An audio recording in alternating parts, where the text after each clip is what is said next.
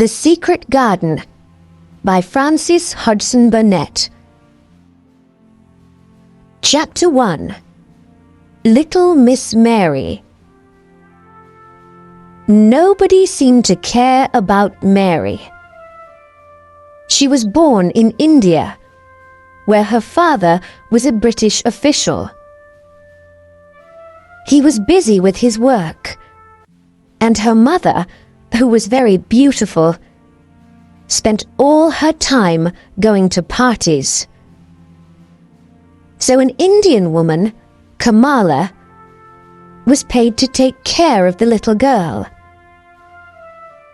Mary was not a pretty child. She had a thin, angry face and thin yellow hair. She was always giving orders to Kamala, who had to obey. Mary never thought of other people, but only of herself. In fact, she was a very selfish, disagreeable, bad-tempered little girl. One very hot morning, when she was about 9 years old, she woke up and saw that instead of Kamala, there was a different Indian servant by her bed. "What are you doing here?" she asked crossly. "Go away, and send Kamala to me at once." The woman looked afraid. "I'm sorry, Miss Mary. She can't come." Something strange was happening that day. Some of the house servants were missing, and everybody looked frightened. But nobody told Mary anything, and Kamala still did not come.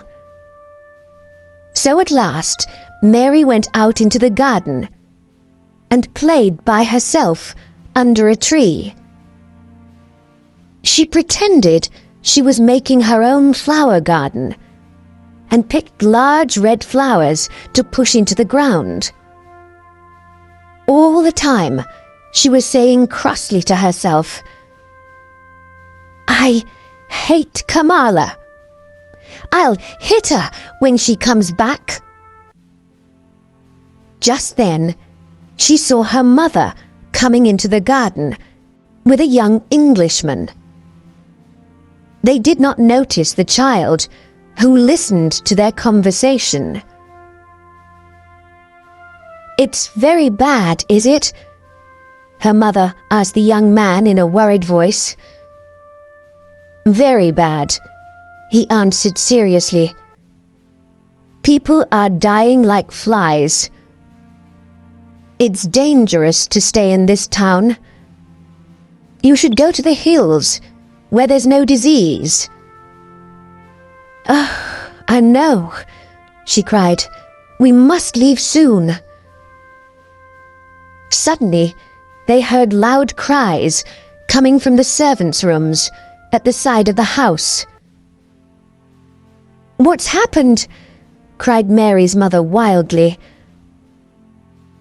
"I think one of your servants has just died. You didn't tell me the disease is here, in your house." "I didn't know!" she screamed. "Quick, come with me!" And together they ran into the house. Now Mary understood what was wrong. The terrible disease had already killed many people in the town, and in all the houses people were dying. In Mary's house, it was Kamala who had just died. Later that day, 3 more servants died there. All through the night and the next day, people ran in and out of the house, shouting and crying. Nobody thought of Mary. She hid in her bedroom, frightened by the strange and terrible sounds that she heard around her. Sometimes she cried, and sometimes she slept. When she woke the next day, the house was silent. Perhaps the disease has gone, she thought, and everybody is well again. I wonder who will take care of me instead of Kamala. Why doesn't someone bring me some food? It's strange the house is so quiet. But just then, she heard men's voices in the hall. How sad, said one. That beautiful woman. There was a child too, wasn't there? Said the other, although none of us ever saw her. Mary was standing in the middle of her room when they opened the door a few minutes later. The two men jumped back in surprise. My name is Mary Lennox, she said crossly. I was asleep when everyone was ill, and now I'm hungry. It's the child, the one nobody ever saw, said the older man to the other. They've all forgotten her. Why was I forgotten? Asked Mary angrily. Why has nobody come to take care of me? The younger man looked at her very sadly. Poor child, he said. You see, there's nobody left alive in the house, so nobody can come. In this strange and sudden way, Mary learnt that both her mother and her father had died. The few servants who had not died had run away in the night. No one had remembered little Miss Mary. She was all alone. Because she had never known her parents well, she did not miss them at all. She only thought of herself, as she had always done. Where will I live? She wondered. I hope I'll stay with people who let me do what I want. At first, she was taken to an English family who had known her parents. She hated their untidy house and noisy children, and preferred playing by herself in the garden. One day, she was playing her favorite game, pretending to make a garden, when one of the children, Basil, offered to help. Go away, cried Mary. I don't want your help. For a moment, Basil looked angry, and then he began to laugh. He danced round and round Mary and sang a funny little song about Miss Mary and her stupid flowers. This made Mary very cross indeed. No one had ever laughed at her so unkindly. You're going home soon, said Basil, and we're all very pleased you're leaving. I'm pleased too, replied Mary. But where's home? You're stupid if you don't know that, laughed Basil. England, of course. You're going to live with your uncle, Mr. Archibald Craven. I've never heard of him, said Mary coldly. "But I know about him because I heard Father and Mother talking," said Basil. "He lives in a big, lonely old house and has no friends because he's so bad-tempered. He's got a crooked back and he's horrid." "I don't believe you," cried Mary. But the next day, Basil's parents explained that she was going to live with her uncle in Yorkshire, in the north of England. Mary looked bored and cross and said nothing. After the long sea journey, she was met in London by Mr. Craven's housekeeper, Mrs. Medlock. Together, they travelled north by train. Mrs. Medlock was a large woman with a very red face and bright black eyes. Mary did not like her, but that was not surprising, because she did not usually like people. Mrs. Medlock did not like Mary either. "What a disagreeable child," thought the housekeeper. "But perhaps I should talk to her. I can tell you a bit about your uncle, if you like," she said aloud. "He lives in a big old house, a long way from anywhere. There are nearly 100 rooms, but most of them are shut and locked. There's a big park round the house and all kinds of gardens.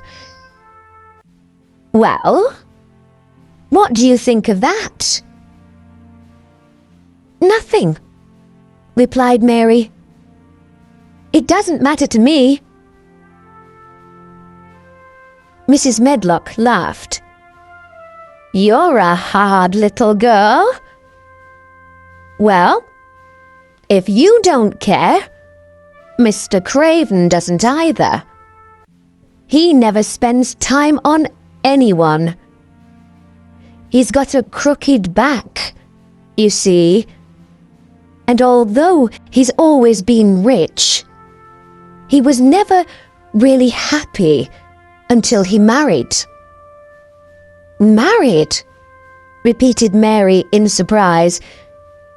"Yes. He married a sweet, pretty girl, and he loved her deeply. So when she died—" "Oh, did she die?" asked Mary, interested. "Yes, she did. And now he doesn't care about anybody. If he's at home, he stays in his room and sees nobody. He won't want to see you, so you must stay out of his way and do what you're told."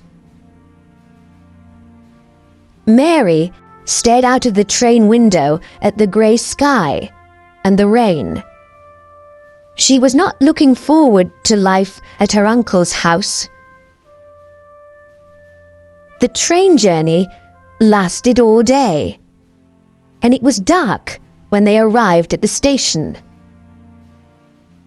Then there was a long drive to get to the house. It was a cold, windy night, and it was raining heavily. After a while, Mary began to hear a strange, wild noise. She looked out of the window, but could see nothing except the darkness. "What's that noise?" she asked Mrs. Medlock. It's not the sea, is is it? No, that's the moor. It's the sound the wind makes, blowing across the moor. What is a moor? It's just miles and miles of wild land, with no trees or houses. Your uncle's house is right on the edge of the moor. Mary listened to the strange, frightening sound.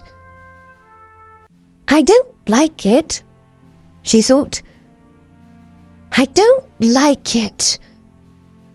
She looked more disagreeable than ever.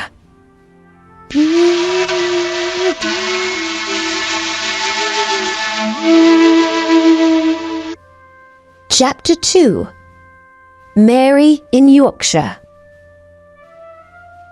They arrived at a very large old house. It looked dark and unfriendly from the outside. Inside, Mary looked around the big shadowy hall and felt very small and lost. They went straight upstairs. Mary was shown to a room where there was a warm fire and food on the table. "This is your room," said Mrs. Medlock. "Go to bed when you've had some supper. And remember, you must stay in your room. Mr. Craven doesn't want you to wander all over the house." When Mary woke up the next morning, she saw a young servant girl cleaning the fireplace. The room seemed dark and rather strange, with pictures of dogs and horses and ladies on the walls. It was not a child's room at all. From the window, she could not see any trees or houses, only wild land, which looked like a kind of purple sea. "Who are you?"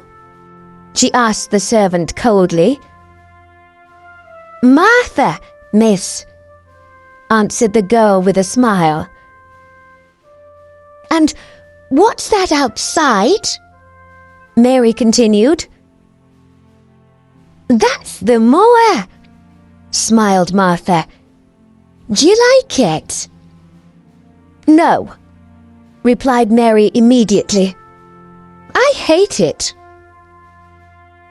"That's because you don't know it. You will like it. I love it. It's lovely in spring and summer when there are flowers. It always smells so sweet. The air's so fresh and the birds sing so beautifully. I never want to leave the moor." Mary was feeling very bad-tempered. "You're a strange servant," she said. "In India, we don't have conversations with servants. We give orders, and they obey, and that's that." Martha did not seem to mind Mary's crossness. "I know, I talk too much," she laughed. "Are you going to be my servant?" asked Mary. "Well, not really. I work for Mrs. Medlock. I'm going to clean your room and bring you your food. But you won't need a servant except for those things." "But who's going to dress me?" Martha stopped cleaning and stared at Mary. "Can I dress this son?" she asked, shocked. What do you mean? I don't understand your language. Oh, I forgot. We all speak the Yorkshire dialect here, but of course, you don't understand that. I meant to say, can't you put on your own clothes? Of course not. My servant always used to dress me. Well, I think you should learn to dress yourself. My mother always says people should be able to take care of themselves, even if they're rich and important. Little Miss Mary was furious with Martha. It's different in India, where I come from. You don't know anything about India, or about servants, or about anything. You... She could not explain what she meant. Suddenly, she felt very confused and lonely. She threw herself down on the bed and started crying wildly. Now, don't cry like that, Martha said gently. I'm very sorry. You're right. I don't know anything about anything. Please stop crying, miss. She sounded kind and friendly, and Mary began to feel better and soon stopped crying. Martha went on talking as she finished her cleaning. But Mary looked out of the window in a bored way and pretended not to listen. I've got 11 brothers and sisters, you know, miss. There's not much money in our house, and they all eat so much food. Mother says it's the good fresh air on the moor that makes them so hungry. My brother Dickon, he's always out on the moor. He's 12, and he's got a horse which he rides sometimes. Where did he get it? Asked Mary. She had always wanted an animal of her own, and so she began to feel a little interest in Dickon. Oh, it's a wild horse, but he's a kind boy, and animals like him, you see. Now, you must have your breakfast, miss. Here it is, on the table. I don't want it, said Mary. I'm not hungry. What? Cried Martha. My little brothers and sisters would eat all this in 5 minutes. Why? Asked Mary coldly. Because they don't get enough to eat. That's why. And they're always hungry. You're very lucky to have the food, miss. Mary said nothing, but she drank some tea and ate a little bread. Now, put a coat on and run outside to play, said Martha. It'll do you good to be in the fresh air. Mary looked out of the window at the cold grey sky. Why should I go out on a day like this? She asked. Well, there's nothing to play with indoors, is there? Mary realized Martha was right. But who will go with me? She said. Martha stared at her. Nobody? You'll have to learn to play by yourself. Dickon plays by himself on the moors for hours, with the wild birds and the sheep and the other animals. She looked away for a moment.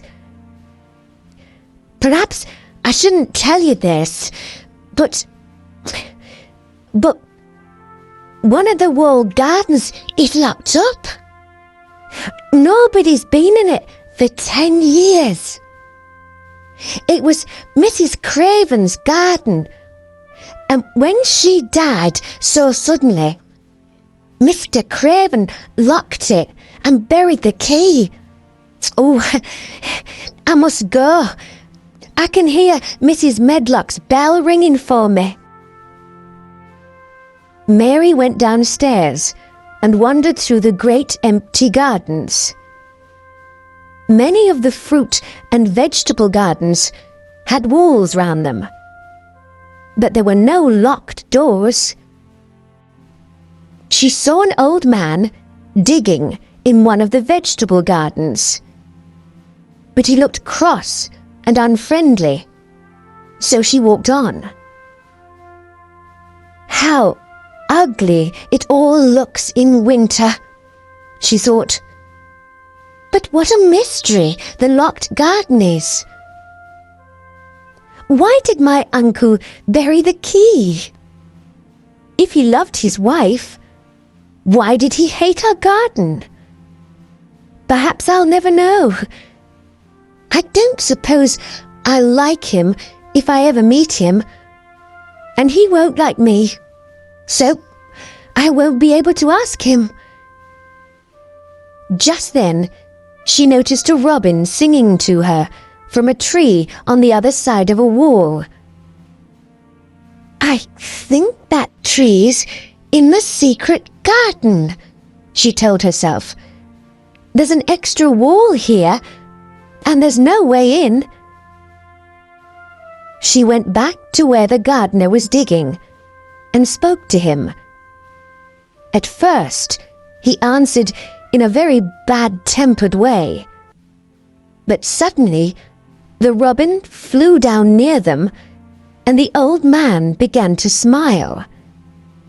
He looked a different person then, and Mary thought how much nicer people looked when they smiled. The gardener spoke gently to the robin, when the pretty little bird hopped on the ground near them. "He's my friend, he is," said the old man. "There aren't any other robins in the garden, so he's a bit lonely." He spoke in strong Yorkshire dialect, so Mary had to listen carefully to understand him. She looked very hard at the robin. "I'm lonely too," she said. She had not realized this before. "What's your name?" she asked the gardener. "Ben Weatherstaff. I'm lonely myself. The robin's my only friend, you see." "I haven't got any friends at all," said Mary. "Yorkshire people always say what they are thinking, and old Ben was a Yorkshire moorman. We're alike, you and me," he told Mary. "We're not pretty to look at, and we're both very disagreeable." Nobody had ever said this to Mary before. Am I really as ugly and disagreeable as Ben? She wondered. Suddenly, the robin flew to a tree near Mary and started singing to her. Ben laughed loudly. "Well," he said, "he wants to be your friend." "Oh, would you please be my friend?" she whispered to the robin. She spoke in a soft, quiet voice, and old Ben looked at her in surprise. "You said that really nicely," he said. "You sound like Dickon when he talks to animals on the moor. no Dickon?" asked Mary. But just then, the robin flew away. "Oh, look! He's flown into the garden with no door. Please, Ben, how can I get into it?" Ben stopped smiling and picked up his spade. "You can't, and that's that. It's not your business. Nobody can find the door. Run away and play, will you? I must get on with my work." And he walked away. He did not even say goodbye. In the next few days, Mary spent almost all her time in the gardens. The fresh air from the moor made her hungry, and she was becoming stronger and healthier. One day, she noticed the robin again. He was on top of a wall, singing to her. "Good morning. Isn't this fun? Come this way," he seemed to say as he hopped along the wall.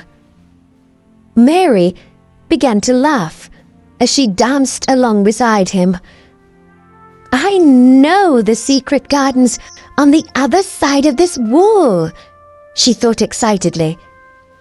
"And the robin lives there.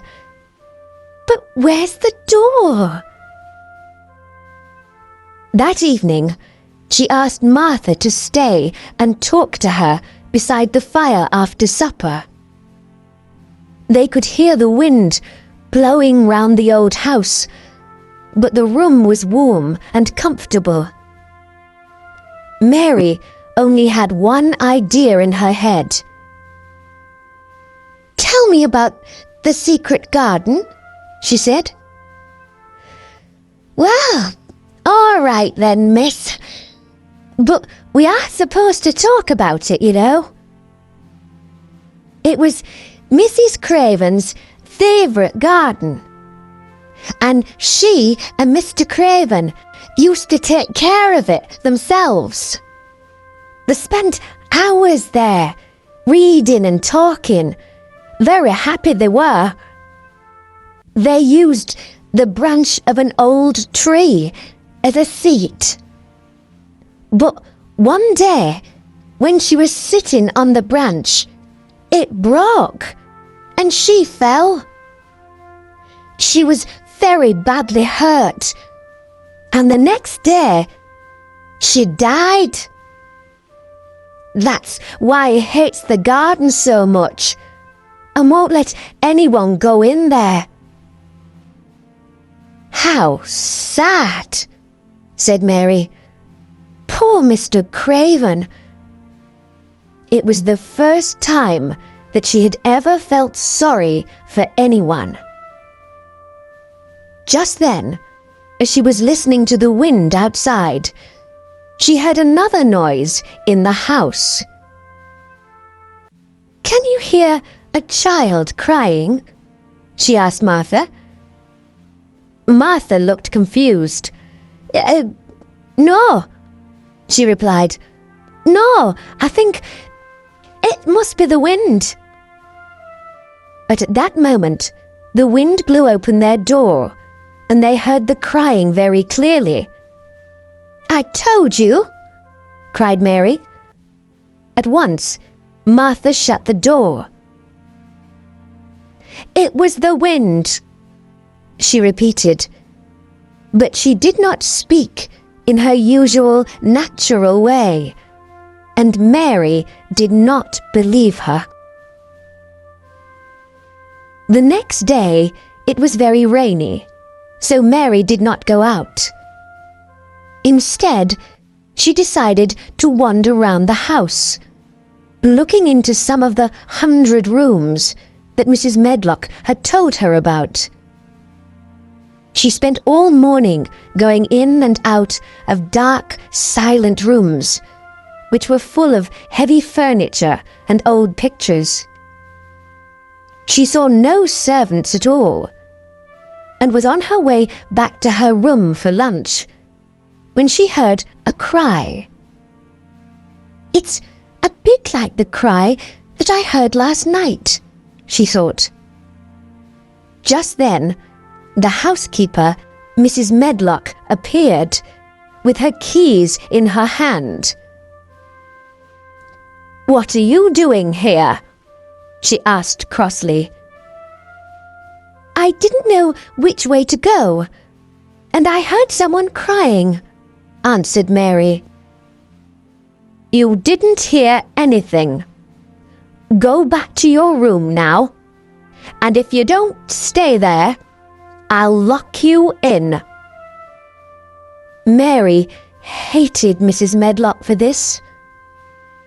"There was someone crying. I know there was," she said to herself. "But I'll discover who it is soon." She was almost beginning to enjoy herself in Yorkshire.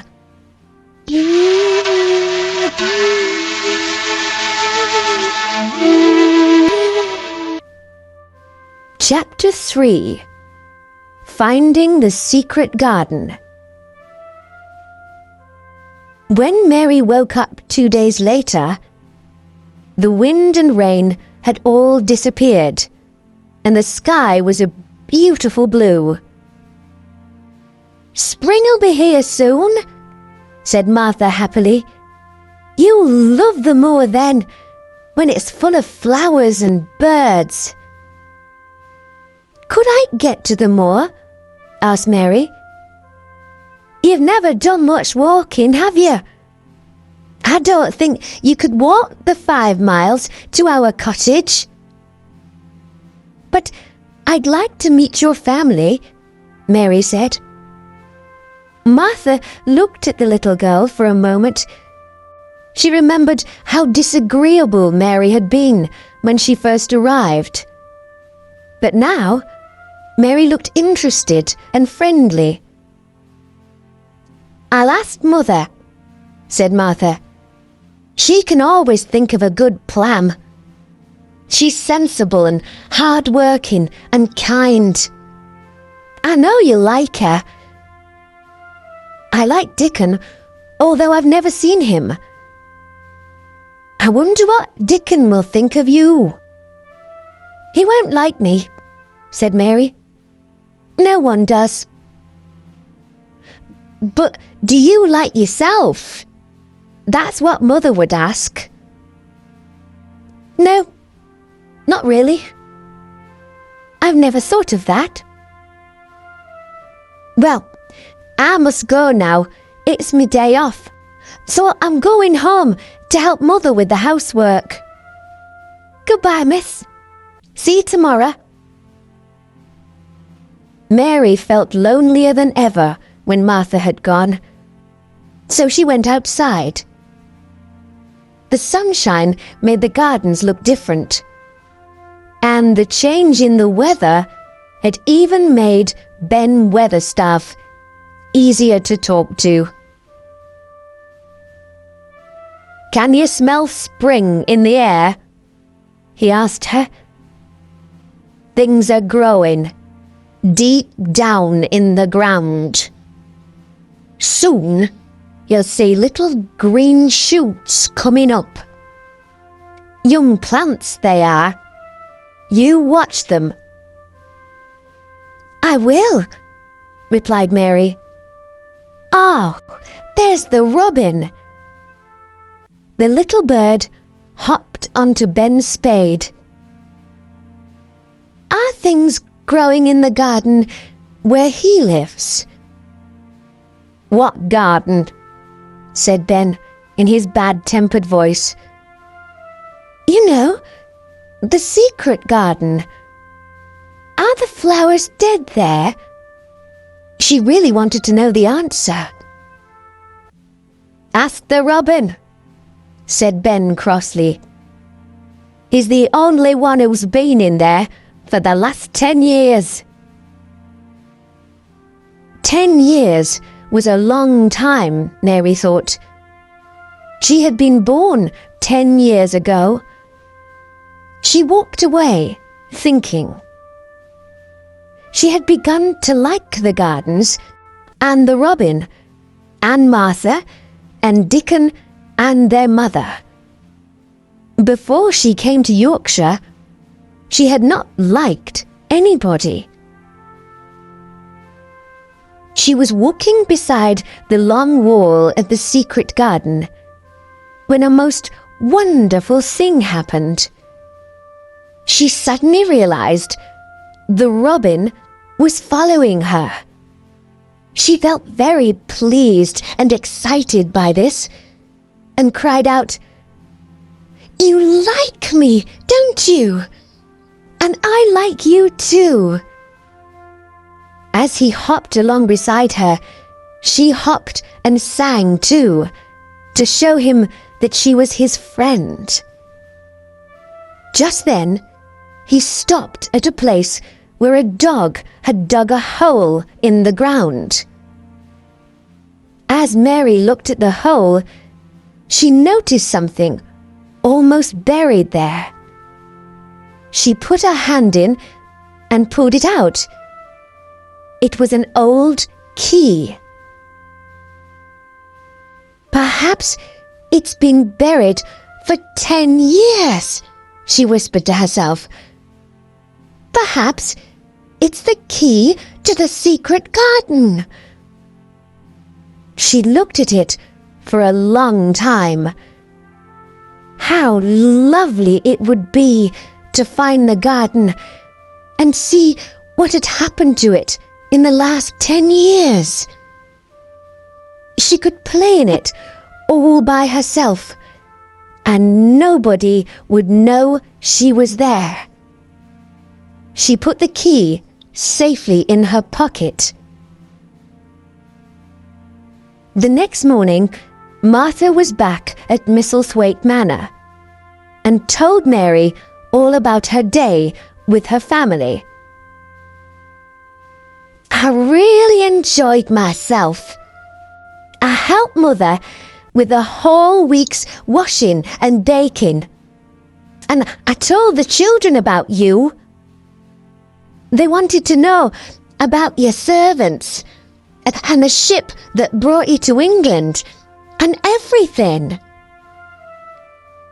I can tell you some more for next time," offered Mary. "They'd like to hear about riding on elephants and camels, wouldn't they?" "Oh, that would be kind of you, miss. And Luke, Mother has sent you a present." "A present?" repeated Mary. How could a family of 14 hungry people give anyone a present?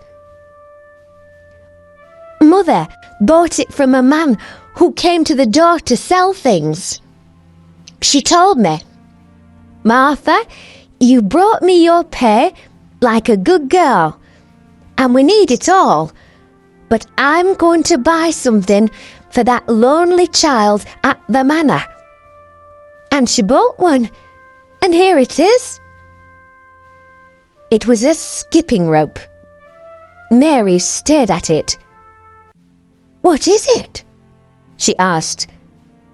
"Don't they have skipping ropes in India?" "Well, this is how you use it. Just watch me." Martha took the rope and ran into the middle of the room. She counted up to 100 as she skipped. "That looks lovely," said Mary. "Your mother is very kind. Do you think I could ever skip like that?" "Just try," said Martha. "Mother says it'll make you strong and healthy. Skip outside in the fresh air." Mary put her coat on and took the skipping rope. As she was opening the door, she thought of something and turned round. "Martha, it was your money really. Thank you." She never thanked people usually, and she did not know how to do it. So she held out her hand, because she knew that adults did that. Martha shook her hand and laughed. "You're a strange child," she said, "like an old woman. Now run away and play." The skipping rope was wonderful. Mary counted and skipped and counted until her face was hot and red. She was having more fun than she had ever had before. She skipped through the gardens until she found Ben Weatherstaff, who was digging and talking to his robin. She wanted them both to see her skip. "Well," said Ben, "you're looking fine and healthy today. Go on skipping. It's good for you." Mary skipped all the way to the secret garden wall. And there was the robin. He had followed her. Mary was very pleased. "You showed me where the key was yesterday," she laughed. "I've got it in my pocket. So you ought to show me the door today." The robin hopped onto an old climbing plant on the wall and sang his most beautiful song. Suddenly, the wind made the plant move, and Mary saw something under the dark green leaves. The thick, heavy plant was covering a door. Mary's heart was beating fast, and her hands were shaking as she pushed the leaves away and found the keyhole. She took the key out of her pocket, and it fitted the hole. Using both hands, she managed to unlock the door. Then she turned round to see if anyone was watching. But there was no one. So she pushed the door, which opened slowly for the first time in 10 years. She walked quickly in and shut the door behind her. At last, she was inside the secret garden. It was the loveliest, most exciting place she had ever seen. There were old rose trees everywhere, and the walls were covered with climbing roses. She looked carefully at the grey branches. Were the roses still alive? Ben would know. She hoped they weren't all dead. But she was inside the wonderful garden in a world of her own. It seemed very strange and silent, but she did not feel lonely at all. Then she noticed some small green shoots coming up through the grass. So something was growing in the garden after all. When she found a lot more shoots in different places, she decided they needed more air and light. So she began to pull out the thick grass around them.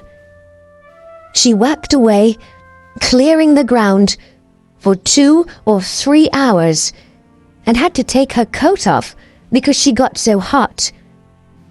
The robin hopped around, pleased to see someone gardening. She almost forgot about lunch. And when she arrived back in her room, she was very hungry and ate twice as much as usual.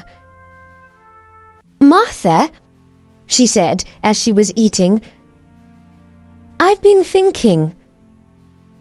This is a big, lonely house, and there isn't much for me to do. Do you think if I buy a little spade, I can make my own garden?" "That's just what Mother said," replied Martha. "You'd enjoy digging and watching plants growing. Dickon can get you a spade and some seeds to plant, if you like." "Oh, thank you, Martha. I've got some money that Mrs. Medlock gave me. Will you write and ask Dickon to buy them for me?" "I will, and he'll bring them to you himself." "Oh, then I'll see him." Mary looked very excited. Then she remembered something. "I heard that cry in the house again, Martha. It wasn't the wind this time. I've heard it 3 times now. Who is it?" Martha looked uncomfortable. "You mustn't go wandering around the house, you know. Mr. Craven wouldn't like it. Now, I must go and help the others downstairs. I'll see you at tea time." As the door closed behind Martha, Mary thought to herself, "This really is the strangest house that anyone ever lived in."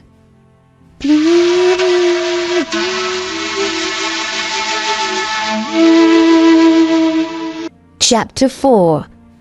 Meeting Dickon.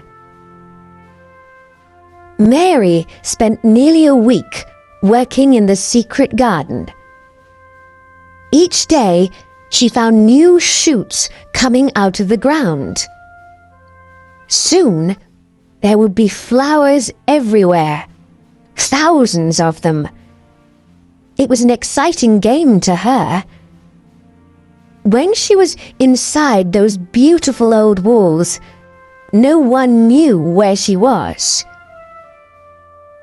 During that week, she became more friendly with Ben, who was often digging in one of the vegetable gardens. "What are your favorite flowers, Ben?" she asked him one day. "Roses. I used to work for a young lady who loved roses, you see, and she had a lot in her garden. That was 10 years ago, but she died. Very sad it was." "What happened to the roses?" asked Mary. "They were left there, in the garden." "If rose branches look dry and grey, are they still alive?" asked Mary. It was so important to know. "In the spring, they'll show green shoots, and then—" "But why are you so interested in roses?" he asked. Mary's face went red. "I just wanted to pretend I've got a garden. I haven't got anyone to play with." "Well, that's true," said Ben. He seemed to feel sorry for her. Mary decided she liked old Ben, although he was sometimes bad-tempered. She skipped along and into the wood at the end of the gardens. Suddenly, she heard a strange noise, and there, in front of her, was a boy. He was sitting under a tree, playing on a wooden pipe. He was about 12, with a healthy red face and bright blue eyes. There was a squirrel and a crow in the tree, and 2 rabbits sitting on the grass near him. "They're listening to the music," thought Mary. "I mustn't frighten them." She stood very still. The boy stopped playing. "That's right," he said. Animals don't like it if you move suddenly. I'm Dickon, and you must be Miss Mary. I've brought you the spade and the seeds. He spoke in an easy, friendly way. Mary liked him at once. As they were looking at the seed packets together, the robin hopped onto a branch near them. Dickon listened carefully to the robin's song. He's saying he's your friend, he told Mary. Really? Oh, I am pleased he likes me. Can you understand everything that birds say? I think I do, and they think I do. I've lived on the moor with them for so long.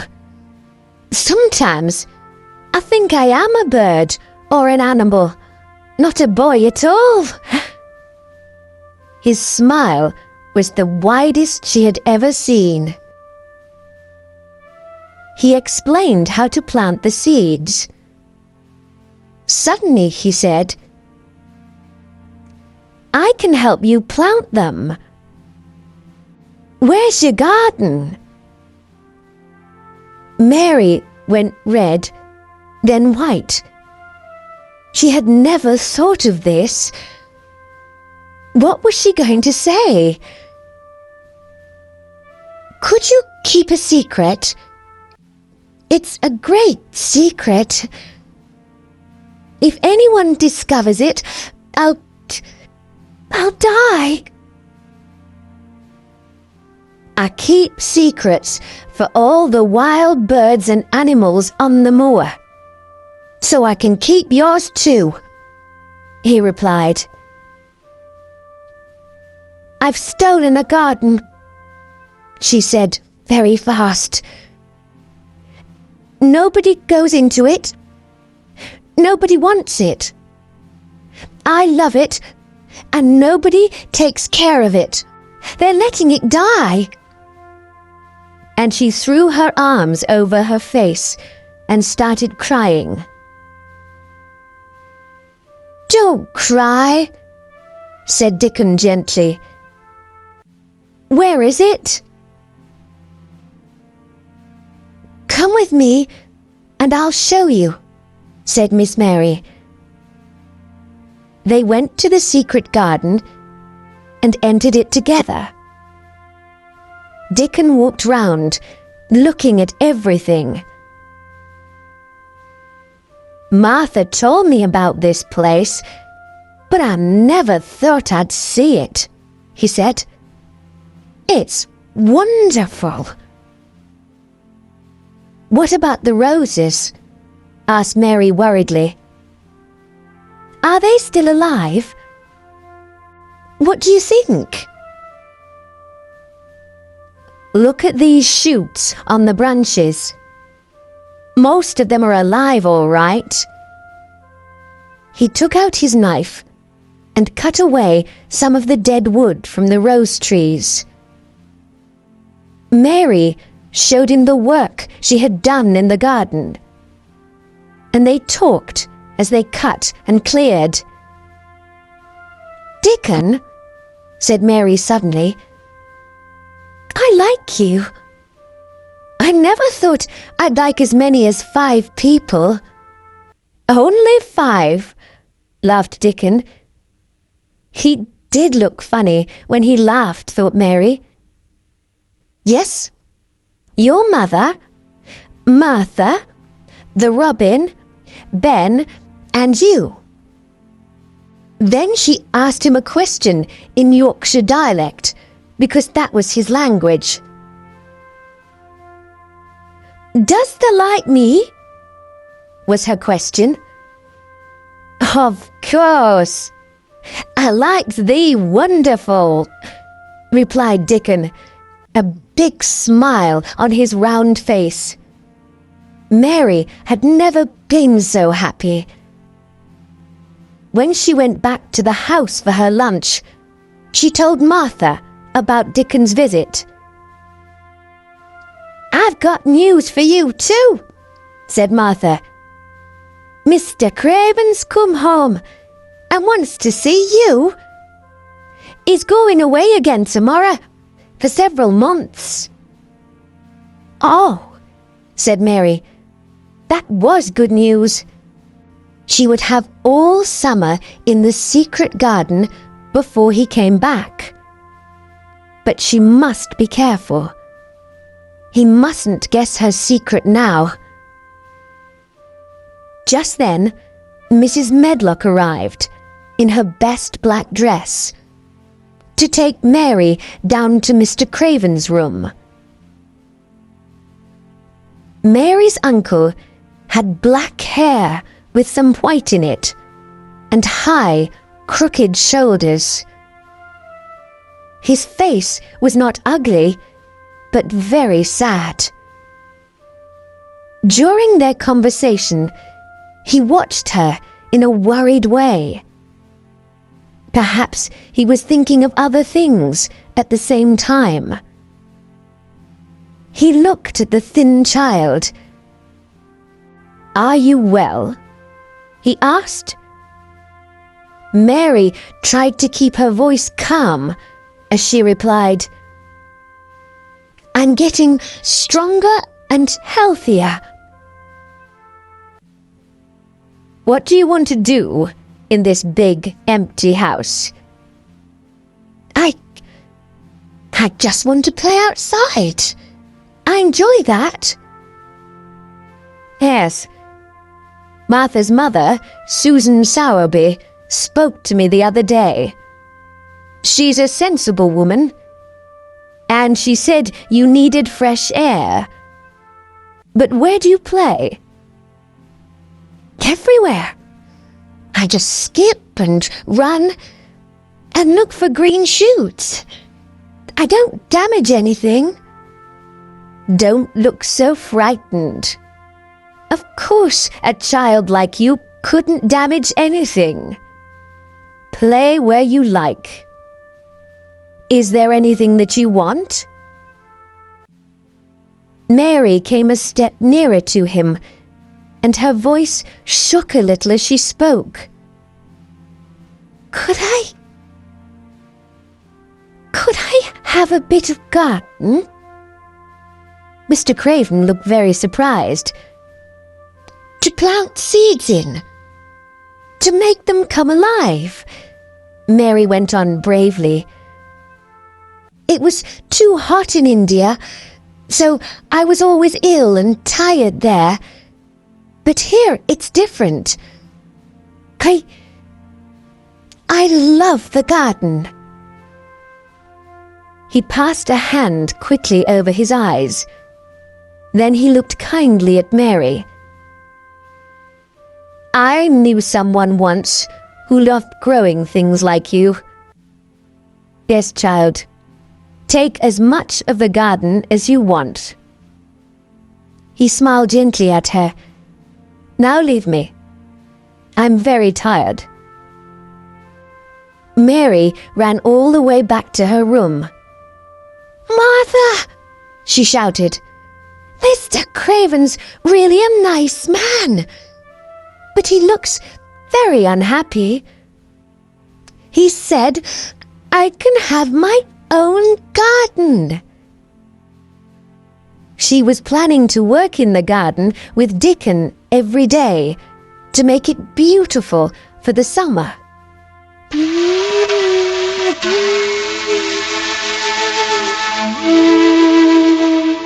Chapter 5. Meeting Colin. In the middle of the night, Mary woke up.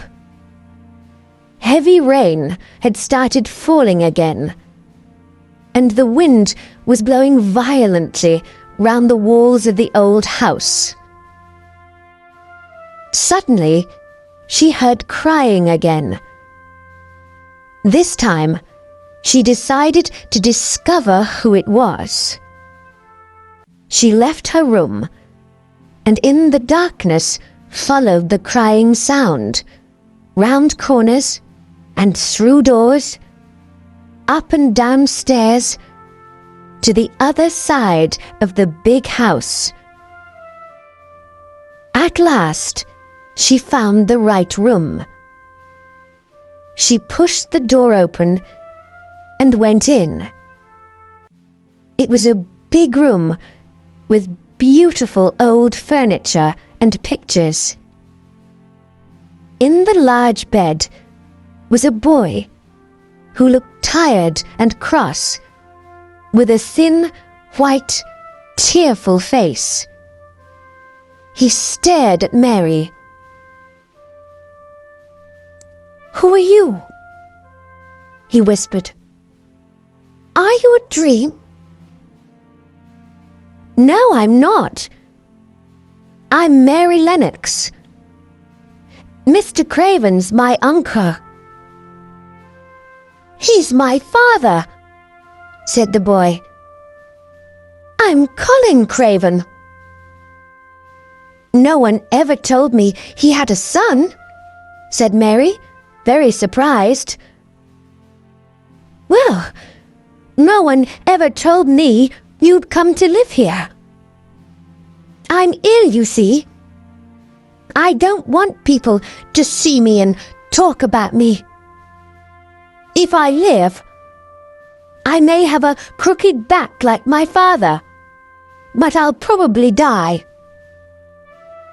"What a strange house this is," said Mary. "So many secrets. Does your father come and see you often?" "Not often. He doesn't like seeing me because it makes him remember my mother. She died when I was born, so he almost hates me, I think." "Why do you say you're going to die?" asked Mary. "I've always been ill. I've nearly died several times, and my back's never been strong. My doctor feels sure that I'm going to die, but he's my father's cousin and very poor, so he'd like me to die. Then he'd get all the money when my father dies. He gives me medicine and tells me to rest. We had a grand doctor from London once who told me to go out in the fresh air and try to get well. But I hate fresh air. And another thing, all the servants have to do what I want, because if I'm angry, I become ill."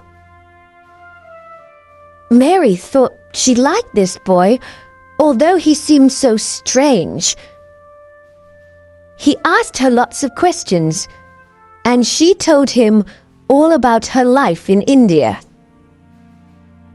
"How old are you?" he asked suddenly.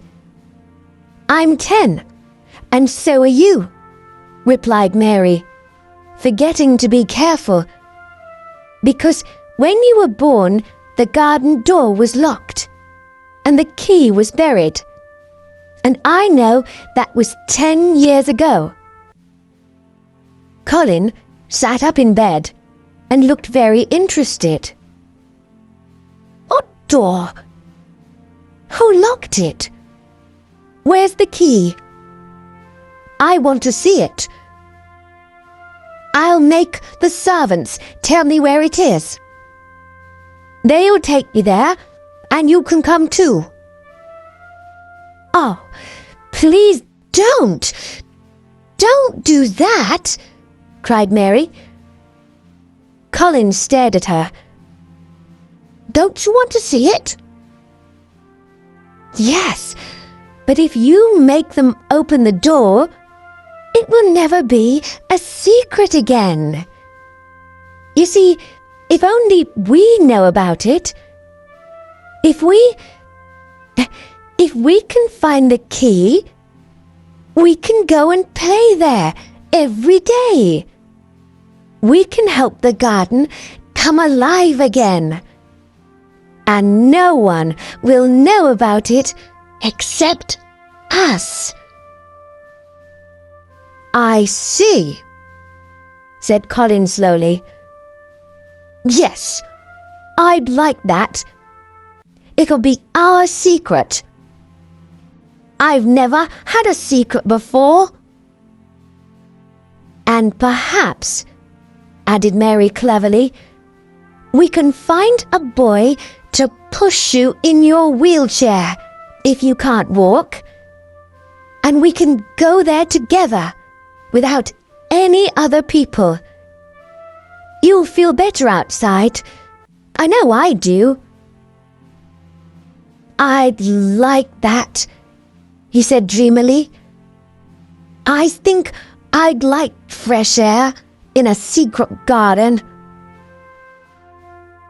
Then Mary told him about the moor and Dickon and Ben Weatherstaff and the robin, and Colin listened to it all with great interest. He began to smile and look much happier. "I like having you here," he said. "You must come and see me every day. But I'm tired now. I'll sing you a song. My servant Kamala used to do that in India," said Mary. And very soon Colin was asleep.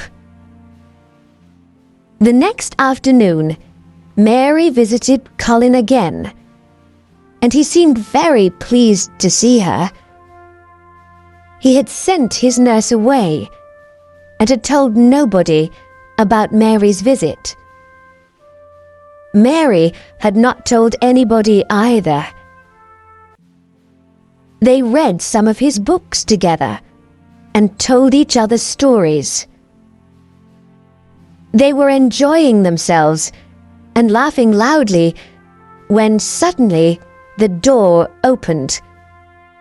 Dr. Craven and Mrs. Medlock came in.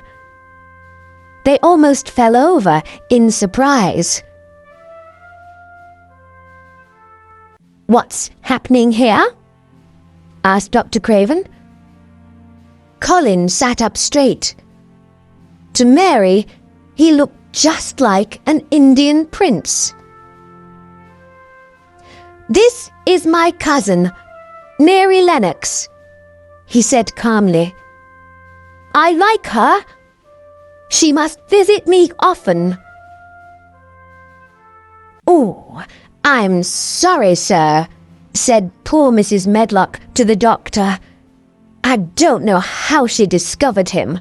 I told the servants to keep it a secret." "Don't be stupid, Medlock," said the Indian prince coldly. "Nobody told her. She heard me crying and found me herself. Bring our tea up now." "I'm afraid you're getting too hot and excited, my boy," said Dr. Craven. "That's not good for you. Don't forget you're ill." "I want to forget," said Colin. "I'll be angry if Mary doesn't visit me. She makes me feel better." Dr. Craven did not look happy when he left the room. "What a change in the boy, sir," said the housekeeper. "He's usually so disagreeable with all of us. He really seems to like that strange little girl. And he does look better." Dr. Craven had to agree.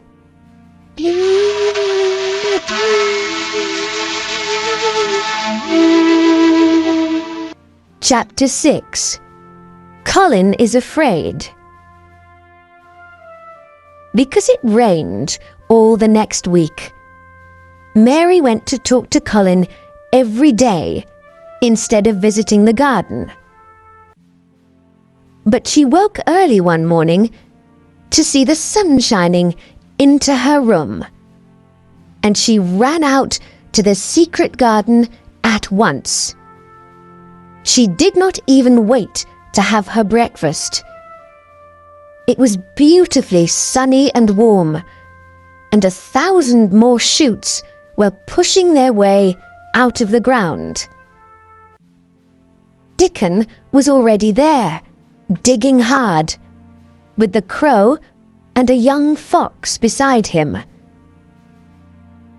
"Have you seen the robin?" he asked Mary. The little bird was flying busily backwards and forwards as fast as he could, carrying pieces of dry grass. "He's building a nest," whispered Mary. They watched the robin for a moment. Then Mary said, "I must tell you something. You probably know about Colin Craven, don't you? Well, I've met him, and I'm going to help him to get better." "That's good news." There was a big smile on Dickon's honest face. "We all knew he was ill." "He's afraid he'll have a crooked back, like his father. I think that's what's making him ill." "Perhaps we can bring him here and let him rest under the trees. That'll do him good." "That's what we'll do." They had a lot of gardening and planning to do, and Mary did not have time to visit Colin that day. When she came back to the house in the evening, Martha told her that the servants had had trouble with Colin. "He's been very bad-tempered all afternoon with all of us because you didn't come, miss." "Well, I was busy. He'll have to learn not to be so selfish," replied Mary coldly. She forgot how selfish she had been when she was ill in India. "I'll go and see him now." When she went into his room, he was lying in bed, looking tired. He did not turn to look at her.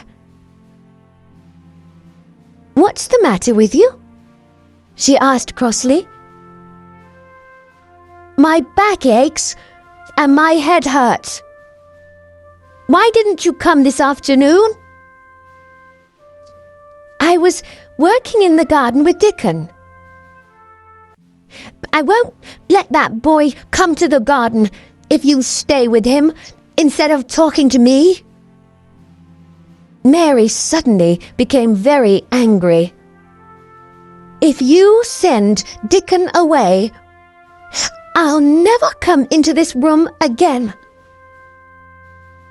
"You'll have to, if I say so.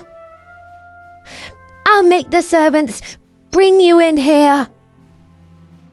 "Oh, will you, Prince? But no one can make me talk to you. I won't look at you. I'll stare at the floor." "You selfish girl!"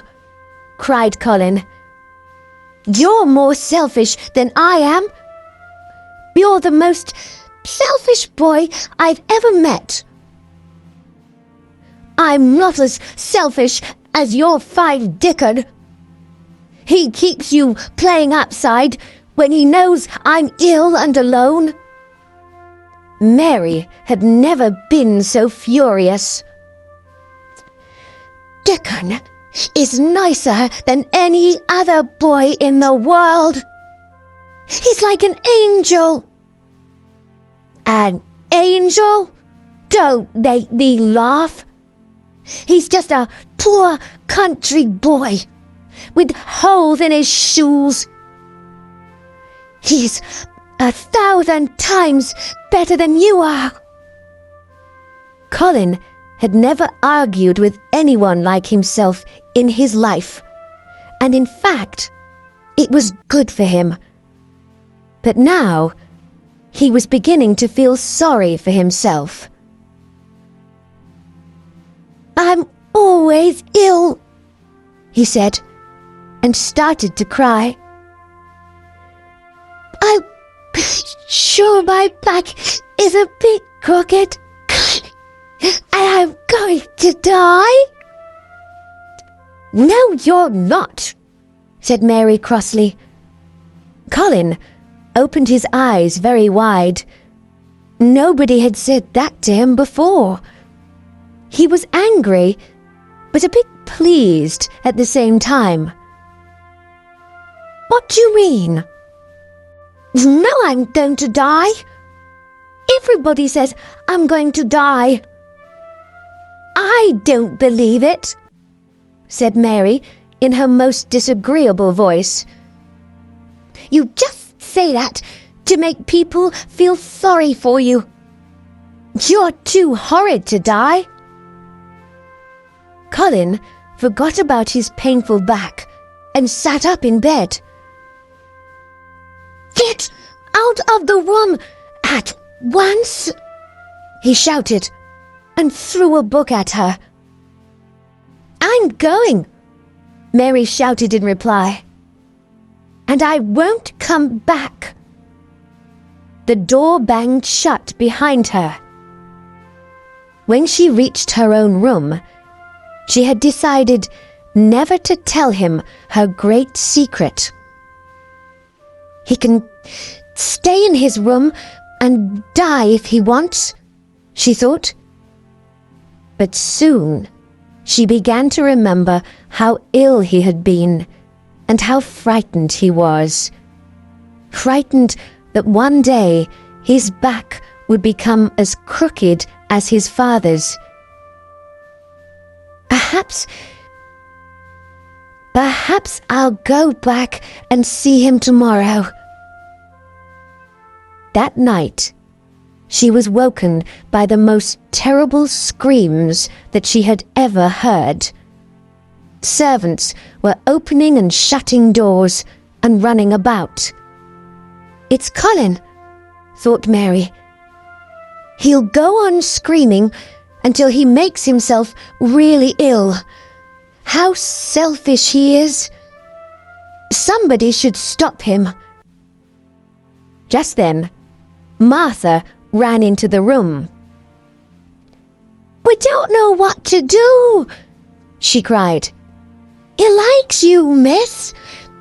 Come and see if you can make him calmer, please." "Well, I'm very cross with him," said Mary, and jumped out of bed. "I'm going to stop him." "That's right," said Martha. "He needs someone like you to argue with. It'll give him something new to think about." Mary ran into Colin's room, right up to his bed. "Stop screaming," she shouted furiously. "Stop at once. I hate you. Everybody hates you. You'll die if you go on screaming like this, and I hope you will." The screams stopped immediately. This was the first time that anyone had spoken so angrily to Colin, and he was shocked.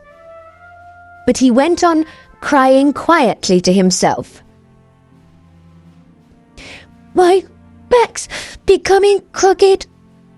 I can feel it. I know I'm going to die." Large tears ran down his face. "Don't be stupid," cried Mary. "There's nothing the matter with your horrid back. Martha, come here and let me look at his back." Martha and Mrs. Medlock were standing at the door, staring at Mary, their mouths half open.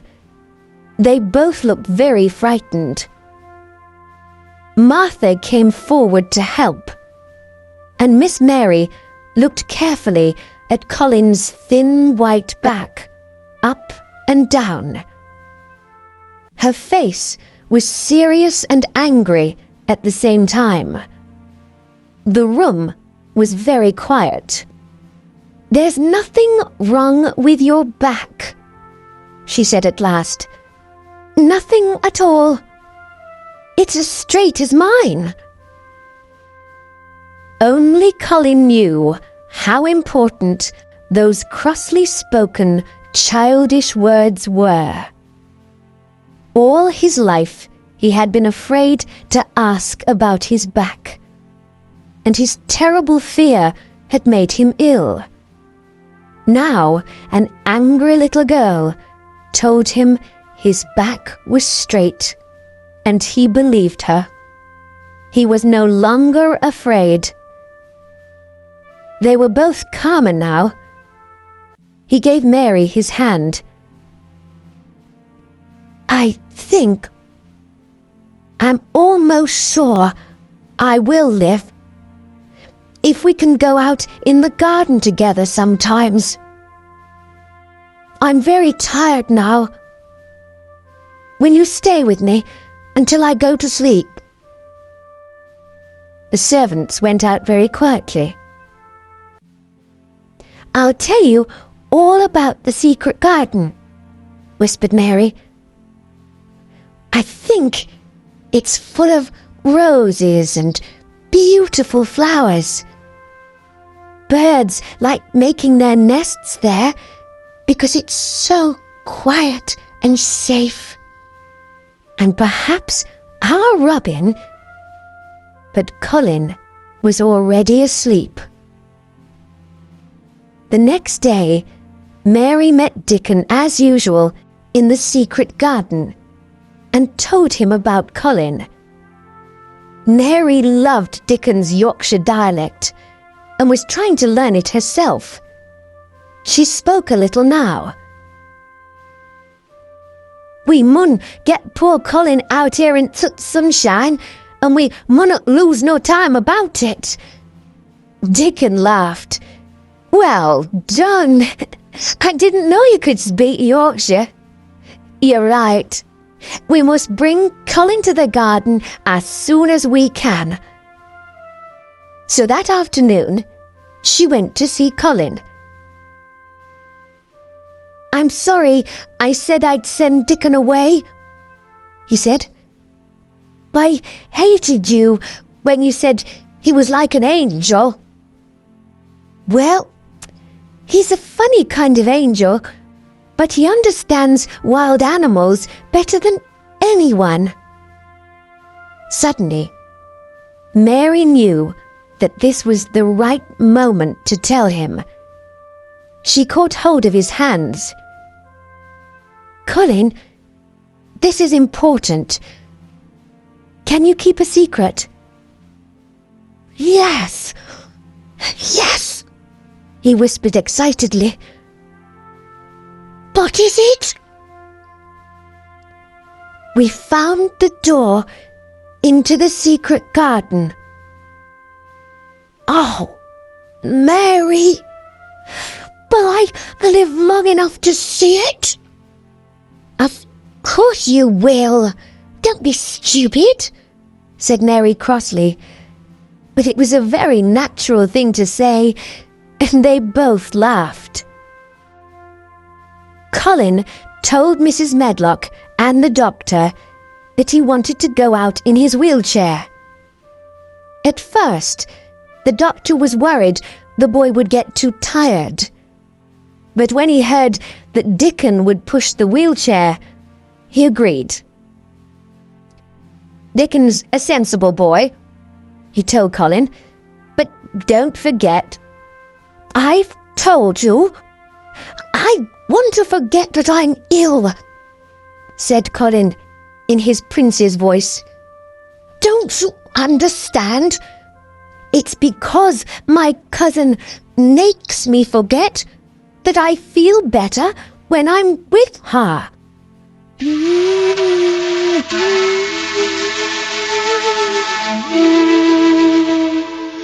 Chapter 7.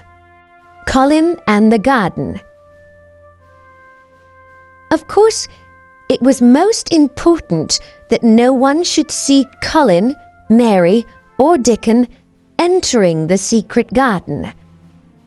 So Colin gave orders to the gardeners that they must all keep away from that part of the garden in future.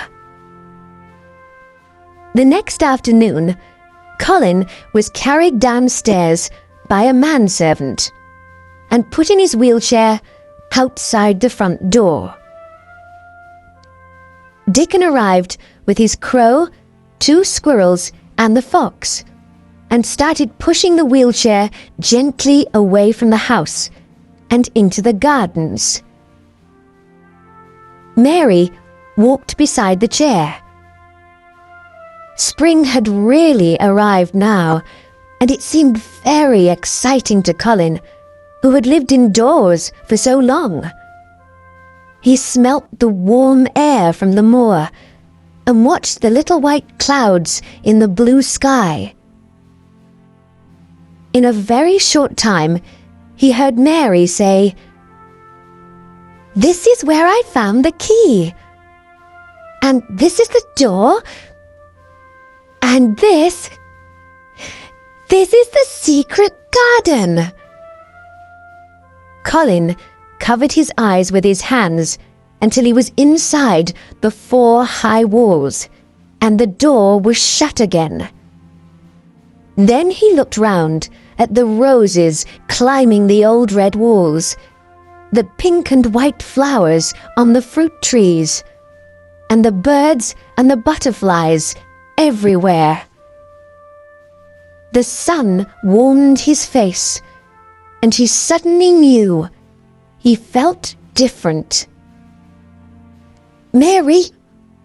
Dickon!" he cried. "I'm going to get better. I'm going to live forever and ever and ever." As Dickon pushed the wheelchair all round the garden, he told Colin the names of all the plants. The sun shone, the birds sang, and in every corner of the garden there was something interesting to look at.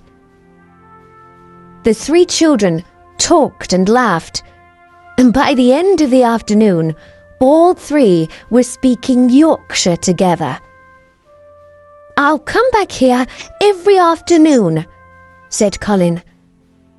"I want to watch things growing. Soon you'll be strong enough to walk and dig. You'll be able to help us with the gardening," said Dickon kindly. "Do you really think I'll be able to walk and dig?" asked Colin. "Of course you will. You got legs like us." "But they're not very strong," answered Colin. "They shake and I'm afraid to stand on them." "When you want to use them, you'll be able to," said Dickon. The garden was quiet for a moment. Suddenly Colin said, "Who's that?" Mary turned her head and noticed Ben Weatherstaff's angry face looking at her over the garden wall. "What are you doing in that garden, young miss?" he shouted. He had not seen Colin or Dickon. "The robin showed me the way, Ben," she replied. Yo! He stopped shouting, and his mouth dropped open as he saw Dickon pushing a boy in a wheelchair over the grass towards him. "Do you know who I am?" asked the boy in the chair. Old Ben stared. "You've got your mother's eyes," he said in a shaking voice. "Yes, I know you. You're Mr. Craven's son, The little boy with a crooked back. Colin forgot that he had ever had backache. "My back's as straight as yours is," he shouted. Then stared and stared. He only knew what he had heard from the servants. "You haven't got a crooked back?" he asked. "Or crooked legs?" That was too much. Colin was furious, and it made him feel strong. "Come here, Dickon," he shouted, and threw off his blanket. Dickon was by his side in a second. Mary felt sick with fear. Could Colin stand? Then Colin's thin feet were on the grass, and he was standing, holding Dickon's arm. He looked strangely tall, and he held his head very high. "Look at me!" he shouted at Ben. "Just look at me!" "He's as straight as any boy in Yorkshire," said Dickon. Tears were running down Ben's brown old face. "They said you were going to die," he whispered. "Well, you can see that's not true," said Colin. "Now, get down from the wall and come here. I want to talk to you. You've got to help us keep the garden a secret." "Yes, sir," said old Ben as he dried his eyes. That was the first of many beautiful afternoons in the secret garden. Colin was brought there by Dickon and Mary nearly every day, and he saw all the changes that happened there during the spring and early summer. Ben Weatherstaff, now in the secret, joined them as often as he could. One day, Colin spoke to all of them. "Listen, everybody. I think there's something like magic that makes gardens grow and things happen. Perhaps if I believe in it, the magic will make me strong. Let's all sit down in a circle and ask the magic to work." So they all sat on the grass in a circle. Dickon with his crow, his fox, and the two squirrels, Mary, Colin, and Ben. Colin repeated these words several times. "The sun's shining. That's the magic. Being strong. That's the magic. Magic, help me. Magic, help me." At last, Colin stopped. "Now, I'm going to walk round the garden," he said, and took Dickon's arm. Slowly, he walked from one wall to another, followed closely by Mary and Ben. And when he had walked all the way round, he said, "You see, I can walk now. The magic worked." "It's wonderful," cried Mary. "Your father will think he's dreaming when he sees you." "I won't tell him yet. I'm going to keep it a secret from everybody. I'll come to the garden and walk and run a little more every day until I'm as healthy as any other boy. Then, when my father comes home, I'll walk up to him and say, 'Here I am, Father. You see, I'm not going to die.'" Now began a difficult time for Colin and Mary. Dickon told his mother about it one evening as he was digging the cottage garden. "You see, Mother, They don't want the doctor or the servants to guess that Colin can walk and is getting better. So they have to pretend he's still ill and just as disagreeable as he used to be.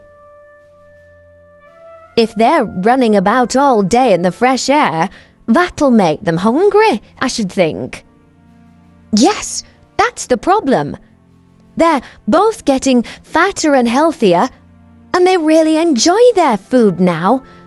But they have to send some of it back to the kitchen, uneaten. If they eat it all, people will realize how healthy they are. Sometimes they're very hungry. I know what we can do, said Mrs. Sowerby.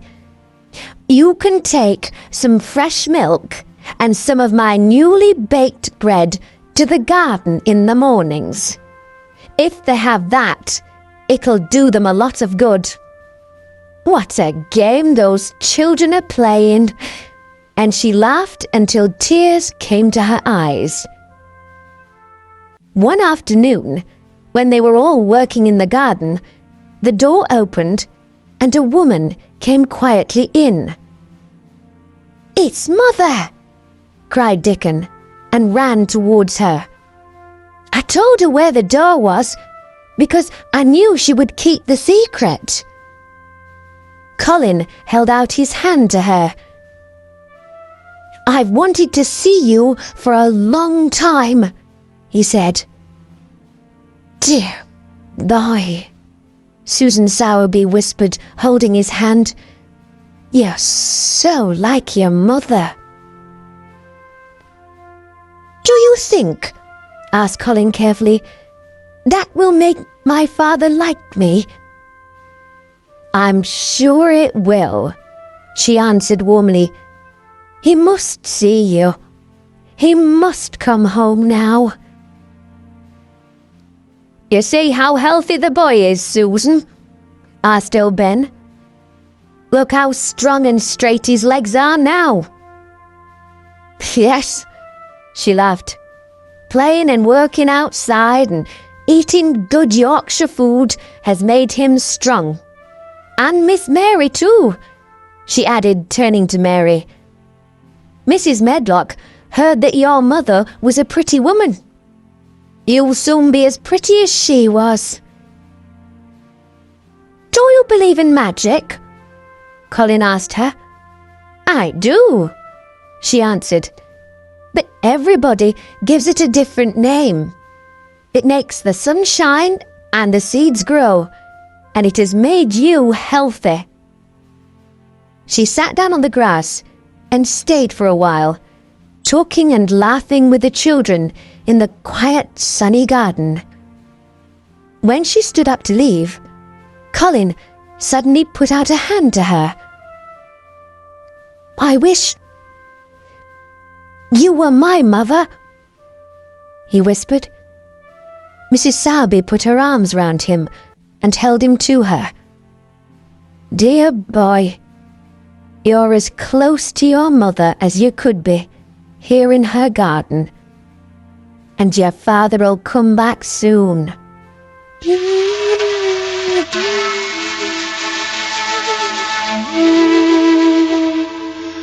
Chapter 8.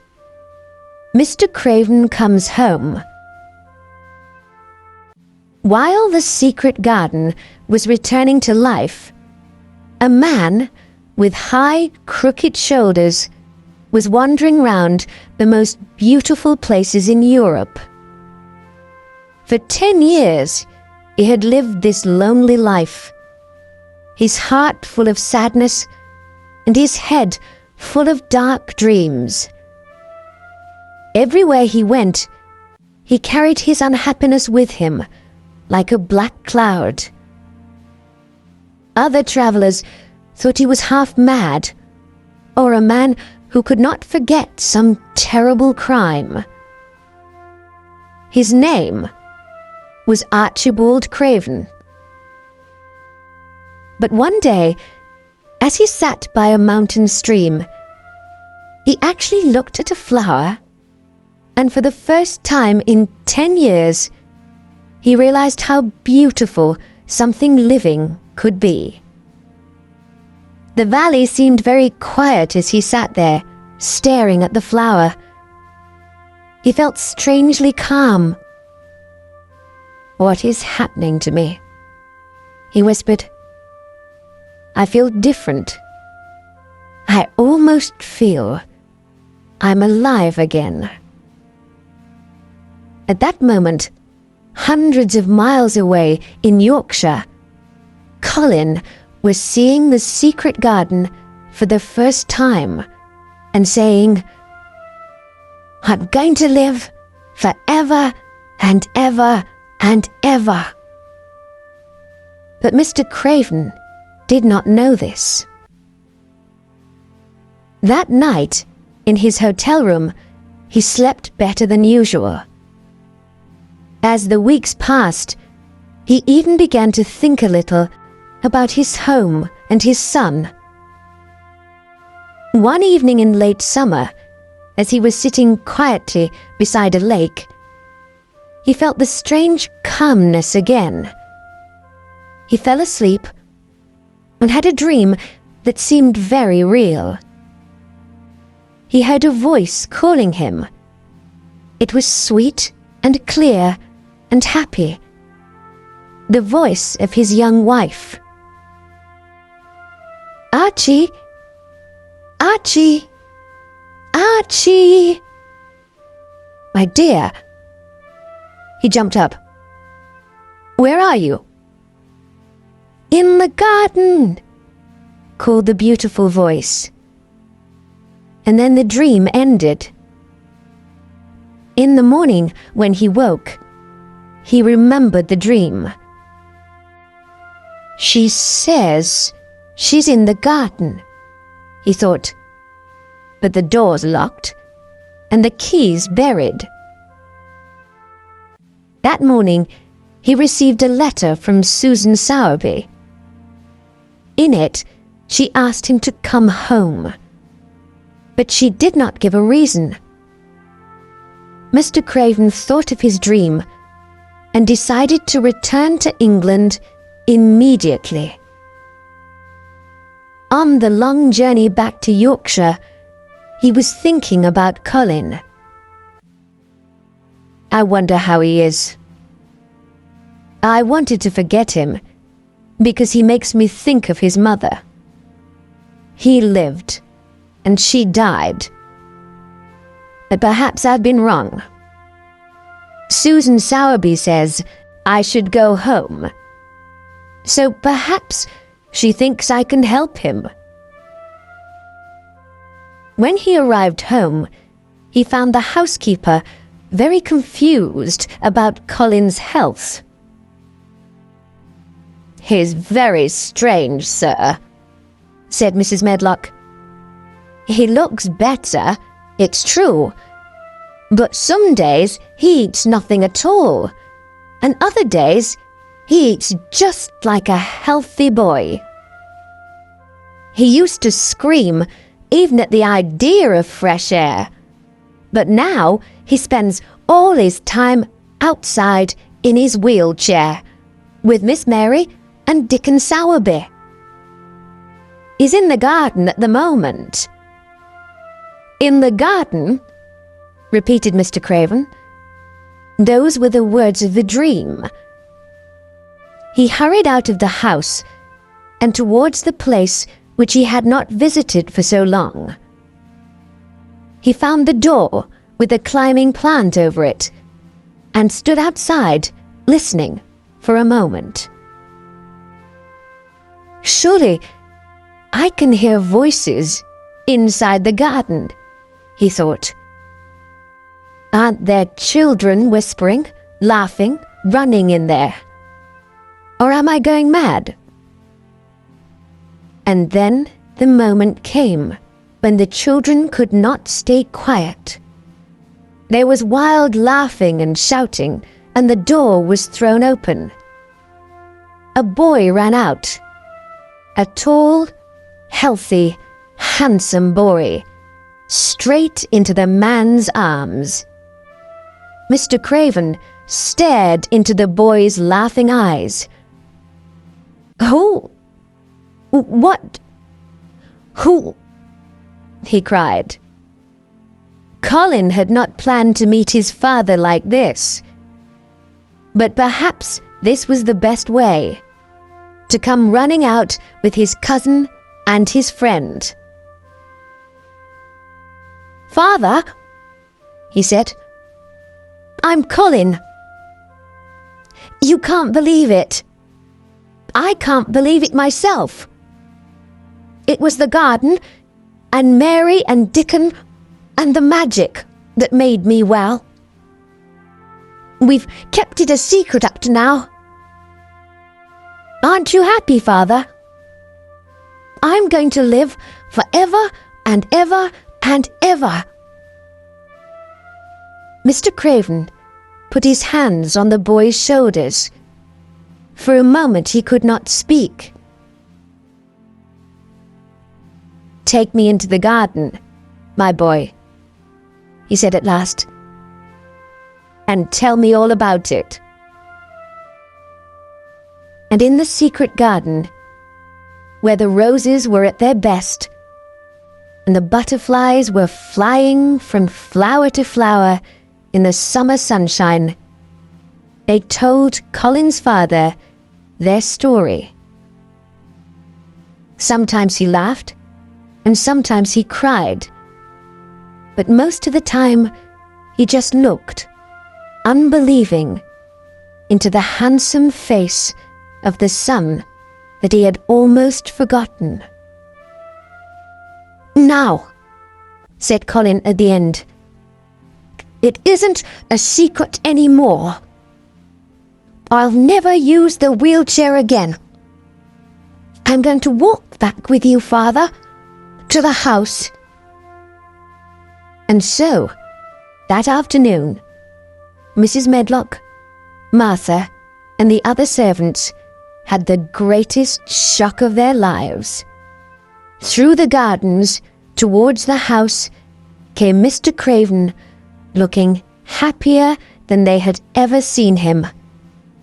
And by his side, with his shoulders straight, his head held high, and a smile on his lips, walked young Colin.